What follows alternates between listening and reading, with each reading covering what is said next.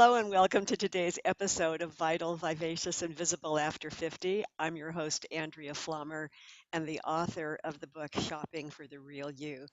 And you are in for quite a treat today. My special guest is Denise Lampron. Did I pronounce that right? You did. Oh, Yeah. good.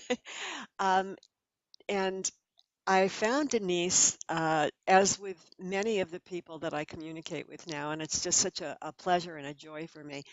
uh, Through our connection through the internet. And I've been following her and very interested in the work that she does. So I want to tell you a little bit about it. Um, Her paradigm, her whole thrust is on changing the paradigm on women and aging, which is right up our alley. So I'm going to read you a little bit of her bio because I think it's so wonderful. Like her mother and grandmother, Denise has always been had a passion for color and style, and that led her to study with some of the best teachers and experts in the field of personal color theory and style and design. She began her career in this area after 30 years in the corporate world, and she became a fit model for a local designer. In that capacity, she learned the comfort of a good fit and the pleasure of a flattering fit. And these skills served her well in her business. Uh, Prior to founding her current endeavor, which she calls the Graying Goddess, she owned Color Style Studio, a company dedicated to styling women over 50. And it was through listening to her clients and her friends' fears about aging and the dread of losing their footing in our youth-based culture that inspired the birth of her program, The Graying Goddess. Her work and her blog focuses on her commitment to the maturing woman, and her program, you're going to really love this, is called The Art of Mindful Aging, which helps women over 50 give voice to their fears of aging and guidance in establishing a bonded, thoughtful relationship with their aging bodies. And ladies, I hope you pay attention to this because this is so crucially important. Mhm. Um, I'm going to let Denise talk more about this now, but I just want to go ahead and welcome you, Denise, to Vital, Vivacious, and Visible After 50. Thank you so much, Andrea. It's such a pleasure to be here. It's a joy to have you. Mm. Um, so you began your career as a stylist after 30 years in corporate America, and I'm very interested to know a couple of things. First of all, that's a big transition, Yes, it is. and especially at our age, that's a big Mhm. transition. What Yes. inspired that, and were there some skills that you brought from the corporate world into what you did as a stylist? You know, that passion, as you've indicated, was always in me. I held that passion for color and style all the time working in corporate America. Yeah. And what happened was I was working with a lovely woman here in LA, and every time I'd go for a session, she was just stunning. And you know what it's like to be in the presence of someone who just sort of has it all together. They as you do, and I'm in the presence of one right now. as am I. And it just amps up. I mean, everything is in Technicolor and you light up and you respond. And so Yes. she did that for me for months. And I began to think, hmm. And I asked her, I said, what is your story? What have Yeah. you done? Yeah. She referred me to her stylist. And I went to see this woman who's an LA guru of stylists, really very good. Jennifer Butler is her name. Uh, And I went to her guest event. And in that guest event, she did all sorts of wonderful things. And as I sat there, Andrea, I realized this is really my calling, mm, and this is something that I can do. And so at that point, the passion that I was holding inside of me sort of jumped outside of me. And I began to find a way, as often happens when we find that intersection of possibility and passion. right. And I found teachers, and that's it went from there. Interesting. And knowing that I could create a life from that, I could make a living helping others. So That's that's wonderful. how it started. And were there skills that you brought from your world, from the corporate world, that helped you establish that? Well, if I look at skills as we look at them, it was probably problem solving and organization, which Oh, helps great. any business. But if I really think about the the skills that I brought, I would say maturity, being an older Mm, woman. I love that. There's just something about having lived your life and sitting in your wisdom and your knowledge that really bonded me to women over 50 whom I wanted to work with in doing this work. Wonderful. And I also think that knowing corporate culture, having been in it for so long and understanding what a woman who survives corporate culture really Yep, survives and what she wants from her life and what she needs to be successful in that culture. that's great. And so it was very helpful to have come from that, bringing that Wonderful. forward. So now you're in a third role for this wonderful project that you call the Art of Mindful Aging, which I love that title. Um, and and the reason I love it is because it implies um, awareness rather than victimhood. Oh, I'm old, you know. Yeah. So, share a little bit about this project and some of the tenets of it that you use to work with older women. Well, the original title for my program was Living Your Beauty, Becoming Ever More Fully Your Glorious Self as You Age. That was what I Mm. originally, it's a mouthful. And when I when I beta tested the program, so much richness and depth was coming from the responses of the women, the meditations that we went through, the homework that they did, the field work that they applied. Such depth came from that, and it had nothing to do with their physical beauty. And so I wanted to capture that process in the name of my program. So I began to think about what would really be a name that would honor that. And so I had lists and lists and lists, and I thought it's got to Yeah, be simple. It's got to be something that speaks to people. right. I believe in art, and I believe that aging is an art. It really is an art form. And I wanted it to be conscious, and it speaks to being powerful as opposed to being a victim. So I sort of strung those concepts together, and I thought the art of mindful aging was something that would deliver itself over to women in a That's way that would beautiful. be, thank you, that would encourage them to go there, to speak their truth, to find their fears, to face their fears, to their body, to do all the things that I think are really purposeful and helpful at this time in our lives. And so that's how it was Absolutely. That's born. beautiful. Beautiful. Thank you. So, and your website is now called The Graying Goddess, Mm-hmm. which I love because we're all Mm-hmm. graying. Yes, yes. Now, this is interesting because when we hear the word goddess, uh, it has certain connotations. We think of movie sirens from the past or contemporary women in the public eye who are almost a caricature. But I want to know your definition of a goddess and how we as older women can understand and embrace that concept of what it means to be a goddess as we age. Can we be a aging goddess? Oh, indeed we can. I actually think, Andrea, that the word defies definition. Hmm, When I think of goddess is the flower that's blooming in your garden at the moment. It's the woman that's giving birth right now. It's nature. It's the curl in the wave on the mm, ocean. mm, That's really what goddess is. So it's not, are you a goddess? It's more, are you participating in this energy, in this flow that is taking place constantly? You're in it, whether you know it or not. So you are a goddess. And I know that's a concept that's difficult for some people. So what I do when I'm working with women is I turn their attention to nature. because that's what will begin to resonate with us, that we are a part of this, that we Yes. are walking with the goddess all day, every day, and that bringing yourself to it is the definition, as all that is. You are a part of that.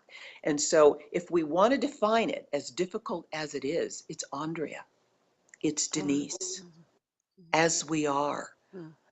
And one of the ideas or concepts that I like is that God is the dance hall or the venue, and the goddess is the dance. And I know that you would like that. Yes. God Absolutely. is the dance. You know? So in other words, we're not a noun, we're a verb. We are a verb that's constantly flowing. We're in a process. It's a consciousness. It's a way of being, and it's happening all around you. Step Yes. into it. Oh, Be I a love that. I love that.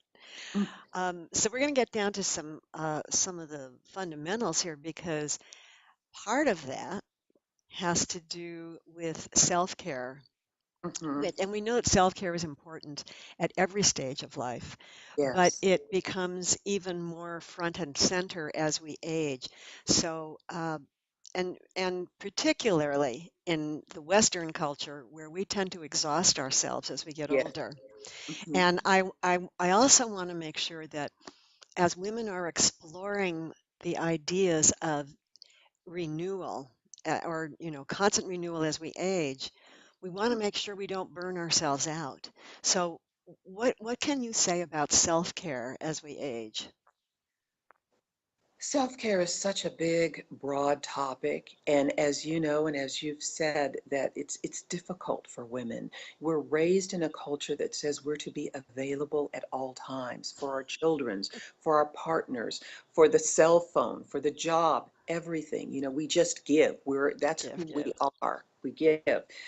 And one of the most important things I think to learn about self-care is that we can't give what we don't have.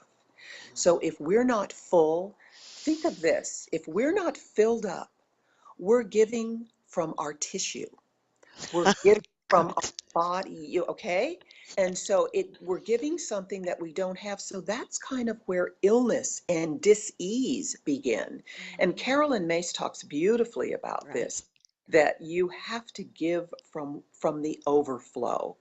And Yes. it's vital as we get older, the wisdom in us, the wisdom we carry in our bodies will begin to tell us, oops, Mhm. you're getting close. And so it now behooves us to listen to our bodies. Wait a minute, I can't do this. And maybe it comes across as I don't want to do this. Mhm. You will begin to notice these whisperings that come to you about what is no longer serving you. Please, Yeah. ladies, listen Yes. and begin to understand that it is your time to be all of you. All of you. Everything that you've ever been is now present, and then there's more to come. So cultivate that. And it may look like, Andrea, it may look like when you go to bed. It may look like what you eat. It may be more of a vacations, planning vacations so you know you have built-in self-care. It may be giving voice to your relationships and setting boundaries with your family, which we know is so difficult to do. Everyone has got to find what works for them and Yes. what their self-care plan looks like. And I strongly suggest that it is a plan. And if it Mhm. needs to be a calendar on your desk that you fill in once a week, that's fine, however you get there, to be able to ensure that you have it, because otherwise it will not happen. That's right. I know that. We all know. Yes. We don't do it. If we don't take care, it's not going to happen. That's So right. it's an efforting that needs to take place. That's right. Because our habits, lifelong habits, hard to break at any time, but particularly as we get older. And so this is creating new habits. Yes, it's creating new habits and knowing that with a little effort, you can have that. And Mhm. as we get older, there's a radiance that comes through there's a beauty that shines and a wisdom, and all that cannot really come together without self-care and Absolutely. well-being. Absolutely. I couldn't agree more. Mm. We're going to get into a little topic because you suggested to me something you wanted to speak about, and I just went over the moon about this because it's something that I just absolutely love. I'm going to pull it up down here. Um, you use the term wabi sabi, which is a Mhm. Japanese term, Yeah. and it's something that's fundamental to this project and to your process. So I want you to share with our viewers what wabi sabi means and how it fits into being a graying goddess. Ah, this is, oh, where do I start? The first time I heard this term wabi sabi, the art and practice of honoring the imperfections, I heard it from Arielle Ford, and she was Oh, using it in the context of relationship. And I was listening to one of her tapes, and she was talking about your partnership and how over the years it winds to where it is going, and it moves and shifts and travels around, and to honor where you and your partner are now. 10 years mhm. in, 15 years in, 30 years, whatever it is, there's this patina in the relationship. And to stop striving to make it someone else's relationship, or even make it what it was What it was, 15, right. 20 years ago. Mhm. And that crack in the relationship, whatever that is, to really honor that. And I listened and listened. I thought, oh, this is a wonderful concept that I can use in my program for aging, and particularly with respect to the body.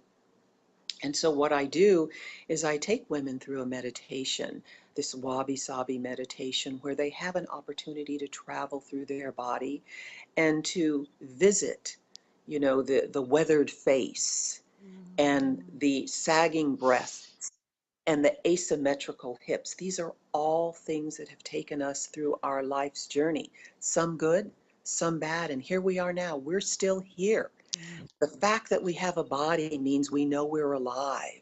And so, how can we continue to honor that in a society that we both know, we all know, is youth obsessed? And how can we come to terms and be honoring of this wabi sabi concept of I am imperfect and beautiful, holding those two Ah, together? ah, That I love that. that's what I'm up to, and that's what I want to give women, is it's not over. The journey is still going, and please do honor that process. So that's how I with it. I'll tell you, this is so powerful on so many levels. First of all, the fact that you first became aware of it in relation to partnerships, but it's meaningful because a lot of older women are single, Yes, either by divorce or by choice or by widowhood. And yes, this is a wonderful way of reconnecting with their own soul. yes. So I think that's beautiful. And that's what comes forward as we age, our wisdom, our heart, our soul, and to really be in partnership with that no matter what else is around.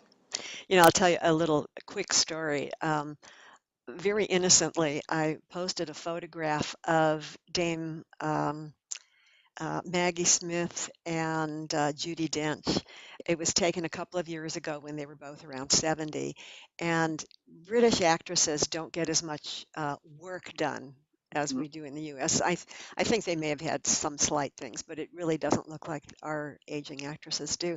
And I just posted a little thing and I said, this is on Facebook. Uh, uh, no wild outfits, no plastic surgery, no heavy makeup, no big artifice. We just love and appreciate them for who they mhm, are. mhm. That post got 16 million views Hurrah. and more than 30,000 comments. I can't tell you how it resonated with older women who Mhm. just 99% of them just said, "Yes, thank you, Yes, thank you." yes. Interestingly, the ones that didn't like it were young women who said they were offended that we would judge them for trying to stay to look young. And I feel that's so sad in our culture. Hmm. Hmm. So, Robbing us of these richness, the richness that lies in acceptance and surrender. yes. Hmm. Hmm. Hopefully, I honestly, I mean this in my heart. I hope that what you're doing radiates and echoes out to the entire culture that we have so that we make a shift in this culture to understand and appreciate what it means to age and to honor that. Thank That's you. wonderful. Um, well, so I mentioned the two women. Are there women in the public eye, or do you have stories of women that you have worked with who inspire you, and why? Can you think of any people that you've worked with that have really got it? I think women are getting it more and more. As you know, I live in Los Angeles, and it's really hard Oh, to get yes. anything in Los Angeles. It is really difficult. It's difficult to get a lot of things in Los Angeles, but it's starting, and women are really wanting to have a platform in which to land with their aging. I admire and respect anyone who is courageous about what they're doing. And that takes me to a number of people. Elizabeth Gilbert, I love what she's doing. Mhm, mhm. Oprah Winfrey, Tina Turner, Meryl Streep, Sojourner Truth. There's just on and on and on. With respect to my work, there are a number of women, just the women that would come to me and say, Denise, I'm evolving. I'm changing Ah, as a woman. And what how I presented myself before is not congruent with the presence that I choose now. oh, And beautiful. I just find that beautiful that, and that's with aging. I want to show my gray hair. I want to be present with who I am now. The one really, when I think of her, it almost brings tears to my eyes. She's a young woman, an American woman who wound up in, no, I shouldn't say wound up, she married a man from the Middle East, and she lived in the Middle East. And she stole away in the middle of the night with 5 children, come back to the United States. And she was beginning a career in the media to talk about some of her experiences, and she came to me to prepare to be in the media. I will never forget that story. So that is an extremely profound one. And I hold her in my heart, and I hope that her story is travels far and wide, because that's one that needs to be told too. And Andrea, every day, the grandmothers that I see taking care of their grandchildren, the women that I see driving in morning traffic at 70 years old to arrive at an office that doesn't honor their institutional wisdom, I admire their courage to keep going. Courage. Yes, so courage is front and center for me, and I find it all the time. That's so beautiful. Um, so I want to read to our viewers some of what you wrote, and then I want to have you share with us how people can get in touch with you. Um, Denise writes, the goal at Grain Goddess is to cultivate a mindful and creative approach for women to age on their own terms. This idea to age on our own terms is wonderful. It gives us power. It serves women at their core so that they can age with honor, respect, and awe. The art of mindful aging involves embracing your wisdom, gathering your gifts. I love that. And celebrate aging as an opportunity to be explored and not a problem to be solved. It's fantastic. These are opportunities to explore. Yes.